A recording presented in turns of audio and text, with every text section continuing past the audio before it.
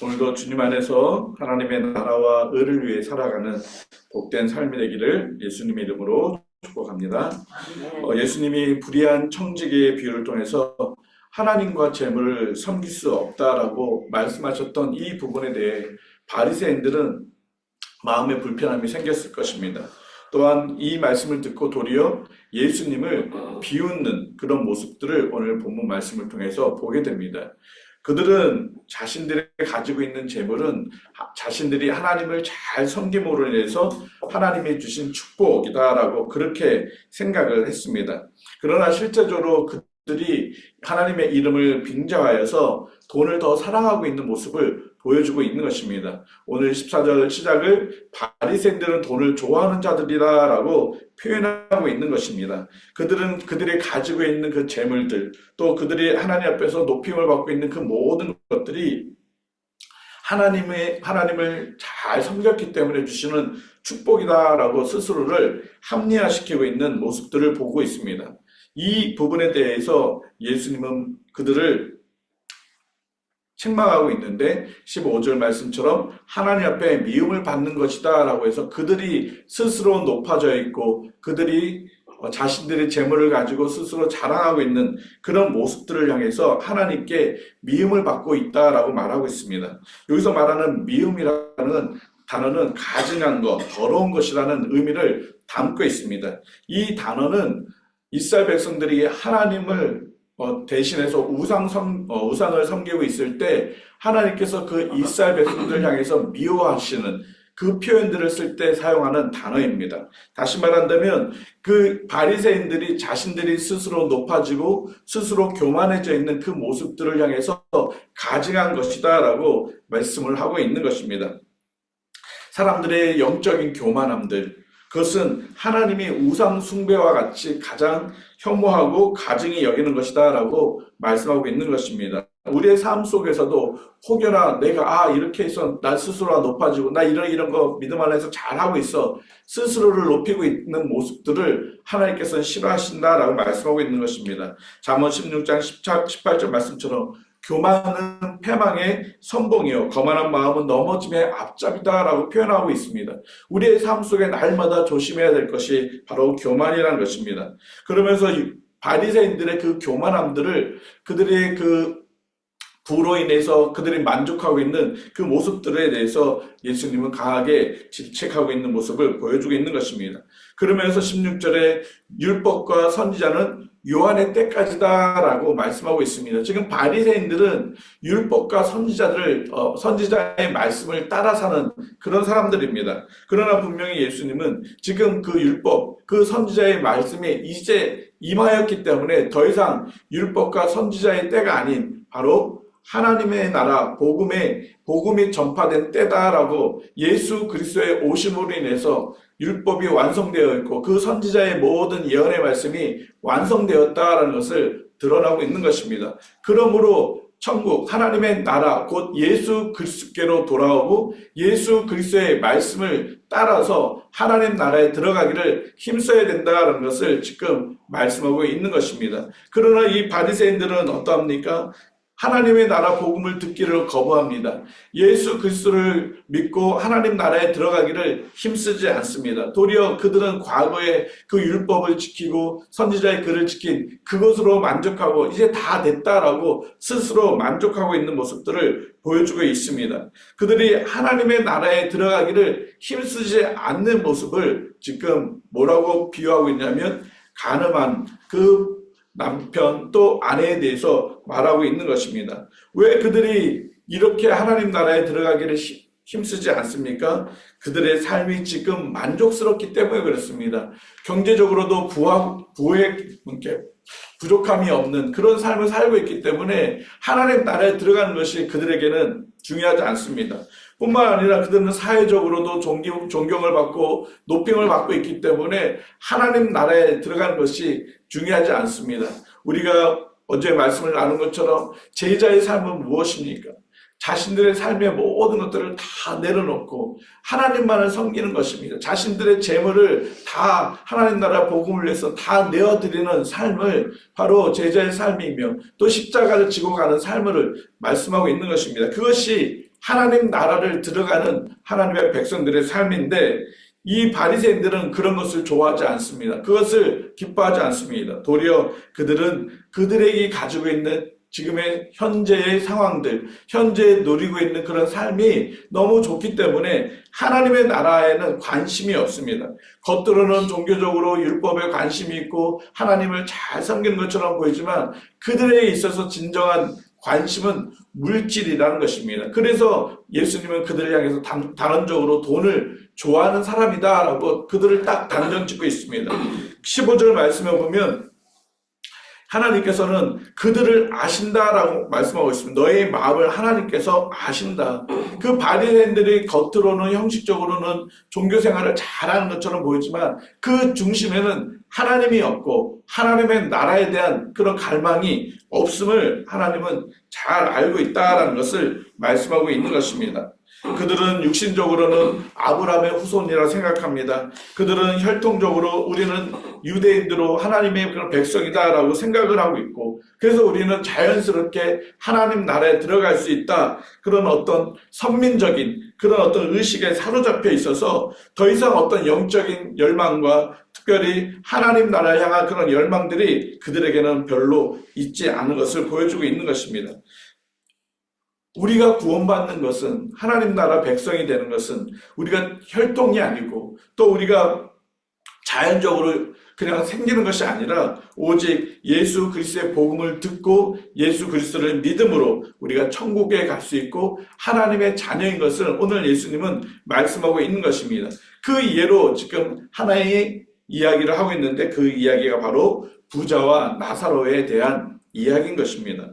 예수님은 이 바리새인들 향해서 이 부자와 나사로 사건을 통해서 그들이 회개하고 돌아오기를 원하고 있다는 것입니다. 바리새인들 그냥 그렇게 멸망하는 것이 아니라 이 부자와 나사로의 말씀을 듣고 너희들이 회개하고 다시 돌아와라. 예수님은 잃어버린 그 한 양을 찾기를 힘썼던 것처럼 또한 그 잃어버린 하나의 드라크마를 찾기를 힘썼던 것처럼 또 그 한 아들이 돌아오는 것을 기쁘게 받아주신 것처럼 이 바리새인들도 다시 회개하고 돌아온다면 너희들이 진정한 하나님 나라의 백성이 될 수 있다라는 것을 다시 한번 말씀하고 있는 것입니다. 한 부자가 있습니다. 이 한 부자가 자색 옷을 입고 고운 옷을 입고 날마다 호화롭게 즐기는 그런 삶을 살고 있습니다. 호화롭게라는 것은 찬란하게 빛나는 이런 단어를 사용하고 있습니다. 쉽게 말하면 멋있다라는 뜻을 가지고 있습니다. 날마다 이 삶은 멋있는 삶, 모든 사람들이 볼 때 와 부럽다라는 그런 부러움을 느끼는 그런 삶을 살고 있습니다. 그러면서 무엇 하고 있습니까? 즐기는 삶을 살고 있다는 것입니다. 그의 삶은 즐기는 것입니다. 자기 자신을 즐기는 삶인 것입니다. 이의 삶에 있어서 관심은 그냥 자기가 호화롭게 그냥 멋있게 즐기는 삶이 그의 삶의 목적이다라고 말하고 있는 것입니다. 부자는 많은 시간과 많은 재물들을 자신의 향락과 자신의 쾌락을 위해서만 사용했던 것을 볼 수 있습니다. 정말 하나님의 나라를 위해서 살아갔던 것이 없고 특별히 어려운 이웃들을 돌보는 데 있어서 관심을 갖거나 물질을 사용한 것이 전혀 없는 것을 보여주고 있습니다. 결국 그의 마지막의 삶은 무엇이었습니까? 음부에 떨어져서 고통을 받는 삶이었습니다. 그 고통이 얼마나 큰 고통이었습니까? 물 한 방울이라도 먹고 싶지만 그 한 방울의 물도 먹을 수 없는 그런 고통 속에 있는 삶이 돼버리고 만 것입니다. 그러나 그가 그 고통 속에서 무엇을 보았습니까? 아브라함 품에 있었던 한 거지, 자기 집에서 자기 상에서 떨어지는 그 음식을 주워 먹고 살아가는 그 거지 나사로를 보게 됩니다. 그리고 그 나사로에게 명하여서 물 한 방울만 달라고 간청합니다. 그러나 그 작은 간청 하나도 들어줄 수 없다라고 단언히 말씀하고 있습니다. 뿐만 아니라 그 나사로가 천국에 있는 그 아름다움을 보고 자신이 음부에서 고통받고 있는 그 고통을 보고 아브라함에게 이야기합니다. 나사로를 보내서 이 땅 가운데서 좀 나처럼 살고 있는 나의 형제 5명에게 이쪽에 오지 않도록 그들에게 좀 이야기 좀 해주세요라고 그렇게 간청을 하지만 그 간청도 들어주지 않습니다.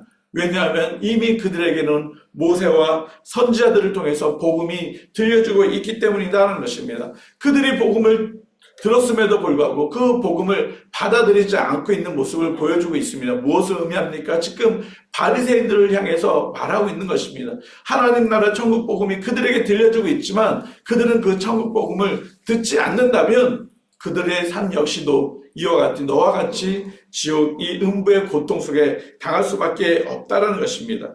또한 천국과 지옥 사이에는 커다란 구렁텅이가 있어서 서로 왕래할 수가 없기 때문에 누구도 다시 내려갈 수도 없고 올라올 수도 없다. 그래서 내가 너의 간구를 들어줄 수 없다라고 명확하게 그 부자의 간청을 거부하는 모습을 보여주고 있습니다.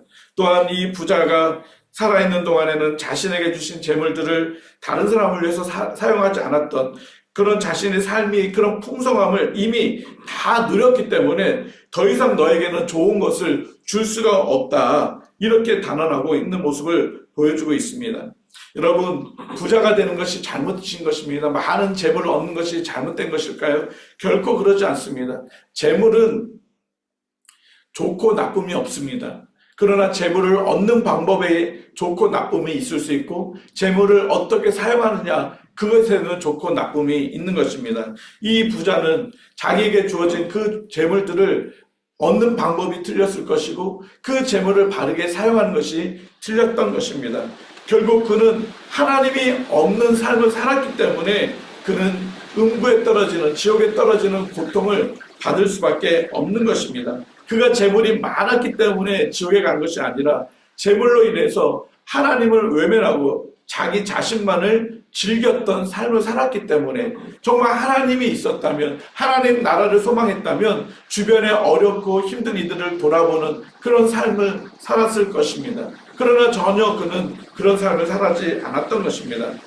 그러나 오늘 그 아브라함의 품에 있었던 나사로는 어떤 삶을 살았습니까? 이 나사로의 삶은 모든 사람들이 보여도 정말 불쌍한 그런 삶을 살았습니다.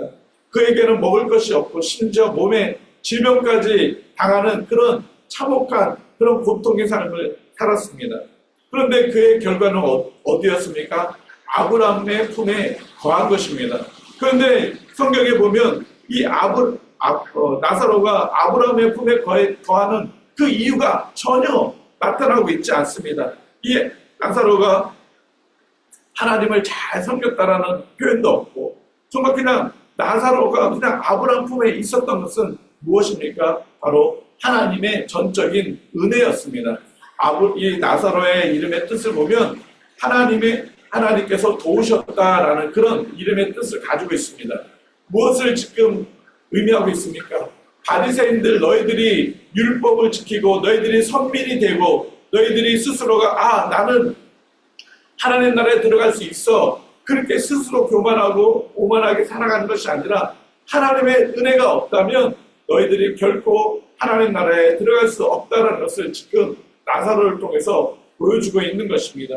나사로는 삶이 피폐해졌고 삶의 고통이었습니다. 그러나 하나님의 은혜를 받았기 때문에 그는 아브라함 품에 들어가서 참 평안과 참 안식을 누리고 있는 모습을 보여주고 있는 것입니다. 우리의 삶 속에서도 마찬가지입니다. 우리가 무엇을 많이 했기 때문에 천국에 가는 것이 아니라 우리가 교회에 와서 무엇인가 많이 봉사했기 때문에 하나님 나라에 들어가는 것이 아니라 전적인 하나님의 은혜로 인해서 우리가 하나님의 자녀가 된 것이고 하나님의 구원의 은혜를 얻게 된 것입니다. 그러므로 인해서 우리에게 주신 이 구원이 얼마나 큰 것이라는 것을 날마다 기억해야 할 것입니다. 지금도 많은 사람들은 이 구원의 생명이 없이 세상 가운데서 살아가고 있고 지옥이라는 형벌 가운데 살아가고 있습니다. 우리가 그와 같은 사람이 될 수 있었는데 우리는 하나님의 특별한 은혜를 받고 우리가 하나님의 자녀되는 그런 영광스러운 삶을 살아가게 되고 천국이라는 소망을 약속받고 살아가는 그런 삶을 살아가게 된 것입니다. 그렇다면 우리가 이 은혜와 이 축복을 받았다면 이것을 이제는 나눠야 될 것입니다. 어떻게 나눠야 합니까? 모세와 선지자처럼 우리 주변의 많은 사람들에게 천국 복음을 하나님 나라의 복음을 증거하는 것이 바로 우리들의 삶인 것입니다. 또한 우리 주변에 어렵고 힘든 사람들을 돌보는 일들을 하는 것, 그것이 우리들의 삶의 모습이라는 것입니다. 우리가 가진 재물들, 우리가 가진 시간들, 또 우리가 가지고 있는 그 육체의 그런 건강함들, 이 모든 것들이 우리 주변에 어렵고 힘든 이들을 돌보는 데 사용할 때 그것이 곧 하나님 나라의 사랑을 전하고 하나님 나라의 생명의 복음을 전하는 것입니다.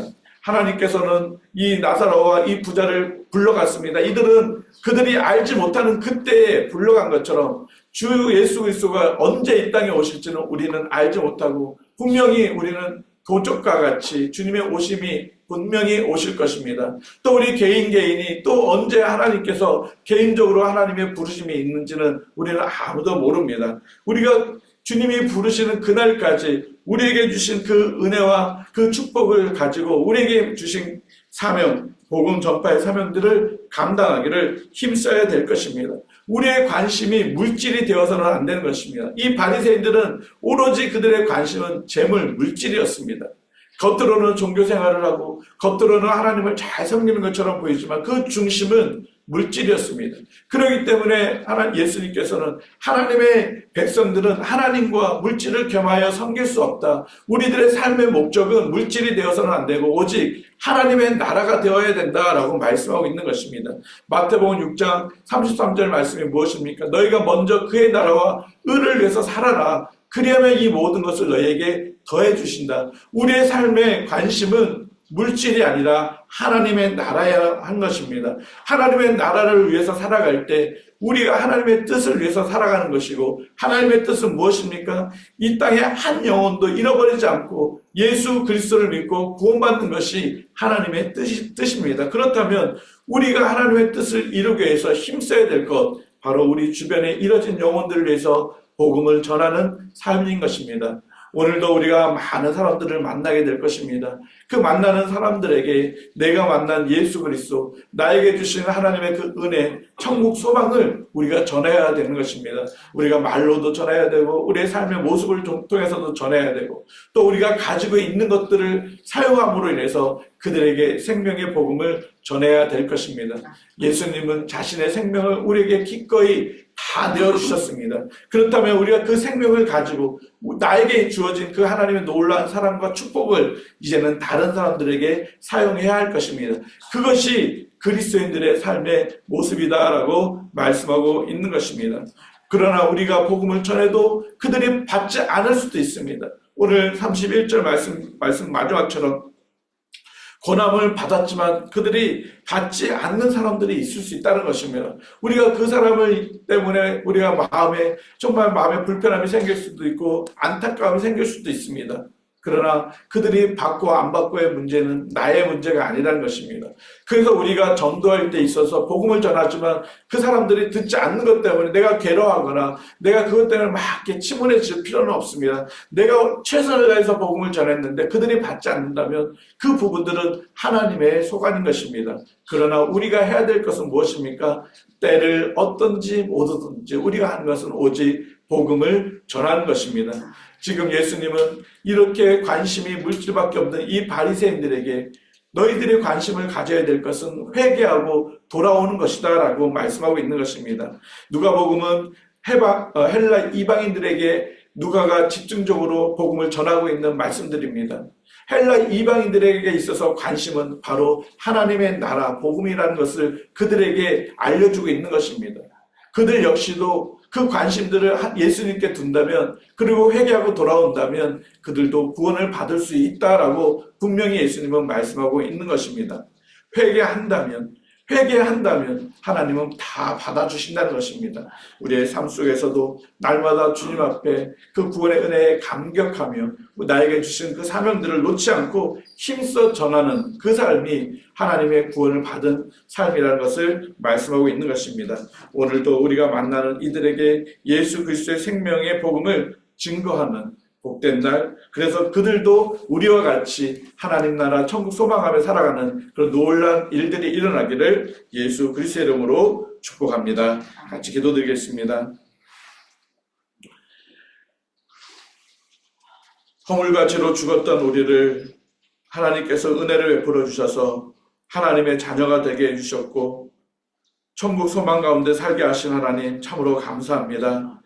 하나님께서 주신 이 크고 놀라운 축복, 은혜를 날마다 기억하며 하나님 우리에게 주신 사명들을 잘 감당할 수 있도록 은혜를 베풀어 주시옵소서. 하나님 우리의 관심이 물질이 되지 않기 원합니다. 우리의 관심이 하나님의 나라가 되어지기를 원합니다. 우리의 관심이 하나님의 뜻이 되어지길 원합니다. 우리의 관심이 잃어버린 영혼들을 살리는데 관심을 갖게 하여 주시옵소서. 하나님 우리 주변에 아직까지 주님을 알지 못하는 많은 이들이 있습니다. 우리의 남편들, 또 우리의 자녀들, 또 우리의 친구들, 이웃들이 있습니다. 하나님 그들에게 나의 시간과 나의 물질과 나의 에너지를 사용해서 그들에게도 생명의 복음을 전하고 그들도 주께로 돌아오는 일들을 목독케 할 수 있도록 은혜를 베풀어 주시옵소서. 하나님 간절히 바라고 원합니다. 우리 평강교회 모든 지체들이 하나님의 은혜 가운데 구원의 그런 놀라운 은혜 가운데 날마다 거하기를 원합니다. 한 영혼도 하나님